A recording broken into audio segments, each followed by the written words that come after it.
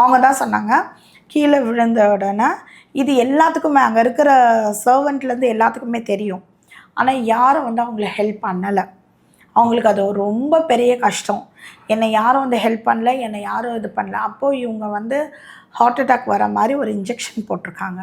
போட்டு இவங்க வந்து ஹார்ட் அட்டாக் வரணுன்றதுக்காக போடல, பயத்தினால இவங்க யார்கிட்டனா எதுனா சொல்லிட போகிறாங்கன்ற பயத்தினால ஏதோ சம்திங் பண்ணிகிட்ருக்காங்க. அது ஹார்ட் அட்டாக் மாதிரி இறந்துட்டாங்க. ஆனால் அந்த இறந்தது வந்து டக்குன்னு சொன்னால் இவங்க மேலே ரிவர்ட் அடிச்சிட போகுதுன்றதுக்காக அந்த டைம் அவங்க சொல்லலை. சொல்லாமல் அவங்கள மூடி வச்சு அவங்க அந்த எம்போசிங் பண்ணி, அந்த எம்போசிங் வந்து ஒரு ஸ்டேஜுக்கு அப்புறம் அந்த கெமிக்கல் நிற்காது. அதுக்கப்புறம் தான் இவங்க வெளியே சொல்ல வேண்டிய ஒரு ஸ்டேஜ் வந்து வெளியே வந்து சொல்லியிருக்காங்க. கட்டாயப்படுத்தி அது சொல்ல டாக்டர்ஸே சொல்லியிருக்காங்க போல இருக்குது. ஸோ அதனால் அவங்க வந்து வெளியே சொல்ல வேண்டிய சுச்சுவேஷன் ஆகிடுச்சு.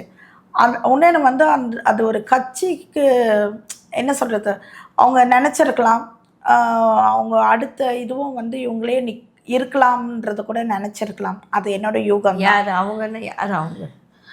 சசிகலா அவங்க. நீங்கள் அப்படி பேர் சொல்லணும். அவங்க மக்கள் சசிகலா அவங்கள பற்றி தான் என்கிட்ட வந்து ஃபுல் அண்ட் ஃபுல் சொல்லியிருக்காங்க. அவங்க தான் முக்கியமான ஒரு துரோகி.